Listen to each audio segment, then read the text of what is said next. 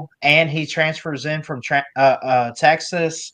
They bring in a junior college guy in Montrell Chapman, who's 6'3", 230, very well built, from Mississippi Gulf Coast Community College in Batesville. They brought in another guy too from Tennessee. Was it Malik Celia? I might have that wrong, but Jalen Smith from uh, Tennessee. Malik Jalen Silla is from Smith. Texas That's A&M. it.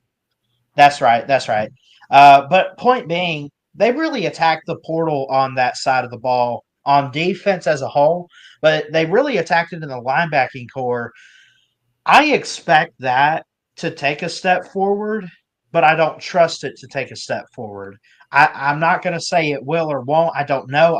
The expectation should be you have the guys that can play. Like, if you're playing middle linebacker, you should have no problem disrupting the passing game.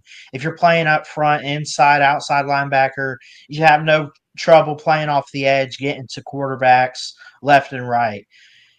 I need to see it to believe it first before I say that it's ready to do that.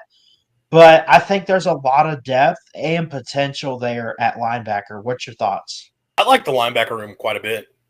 Um, Yeah. they did have one significant loss in the offseason. Stone Blanton, who ended up finishing second on Hmm. the team in tackles. He kind of surprisingly entered the draft. He was not invited to the combine, and he went undrafted. He was with the 49ers, which I'll be honest, I don't know what the status of that is. I haven't kept up with how he performed throughout camp and if he's even still on the roster. I hope he is for his own sake. I checked that actually. He should still be, but I want to say he's practice squad. I could be wrong. Don't hold me to it. But yeah, that was sort of a surprising loss. And look, he played well for State down the stretch last season after kind of first half of the year probably being out of position quite frequently. But not a guy where it's such a big time talent that you're talking about him being a significant loss. I think first I'll start with some of the guys you have coming back. Zachary Tillman is someone that State fans are going to be really excited to watch this season. Sort of broke out last year in a backup role, led the team with 3.5 sacks, 30 tackles, had an interception, forced a fumble, blocked a kick, had a couple passes broken up.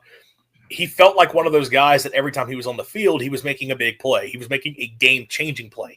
He wasn't out there regularly to rack up tackles because he was backing up. I think he was backing up Nick Mitchell officially, who is still on the roster as well. And, it's one of those things where you'd like to get them both on the field at the same time a little bit more, where he should have been on the field more last year. But the guy's very athletic. He's already shown his ability as a pass rusher. He's clearly a big play type guy. That's someone who I think is going to have a really big year.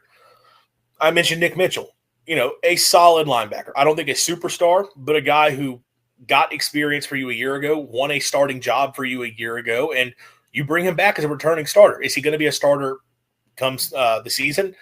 I think right now, probably trending that he will with the starter week 1. I don't know if he'll be the guy who ends up playing the majority of snaps there, but that's a veteran you have in the room who made some plays for you a year ago. And look, elsewhere at linebacker, the jack position, Brandon Jennings. That's a guy who, in more of a pass rush type role, showed flashes for you a year ago. Didn't have the type of season I think a lot of people were hoping for, but some of that also goes down to the issues the defense has as a whole, that the defensive linemen alongside him were not performing well, which put more pressure on him. I already kind of talked about it's tough to really be able to pass rush all that effectively if the offense is just able to hand the football off for 5-6 yards a pop every single time. Tough to deal with that. But I think he's in store for a big season. He's a very talented player. And again, someone who could sort of be a little bit of a terror off the edge for MSU. So you look at those 3 guys coming back, you already have a pretty good starting nucleus to work with at linebacker. You talked about the transfers coming in, some really intriguing transfers at that position. Jalen Smith is someone that Tennessee wanted to come back. He was a good contributor. He wasn't going to be one of their starters, and I think he wasn't a starter a year ago, and they're bringing back their starting linebackers this year, which is why he ultimately transferred. But he was someone Tennessee wanted within that linebacker rotation. He played a lot for them a season ago. Was going to He play was a lot like one of those. He was like one of those guys that you wanted to save. You didn't want to like put him over who you already had, but you definitely wanted him out there in some way because you knew he could come through and make a big play. I actually read up on him a little bit earlier, and you know, just watching him play, the dude I think is really really good.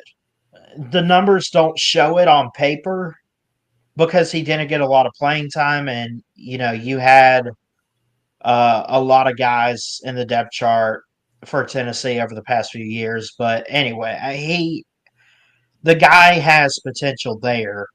I think he's very fast. He was a 3-star coming out of high school. Just overall, I mean, the guy also ran track. He's fast. And Mississippi State needs that speed, but they also need that aggression from guys like that. You would hope that he's a guy that starts this year, right? I think he'll battle for a starting job for sure. And to your Yeah. point about, Tennessee, we're not going to start you, but we want to keep you on the roster. That's one of the examples of the way things have changed in this portal era, where the more talented teams cannot hoard talent the way they could previously.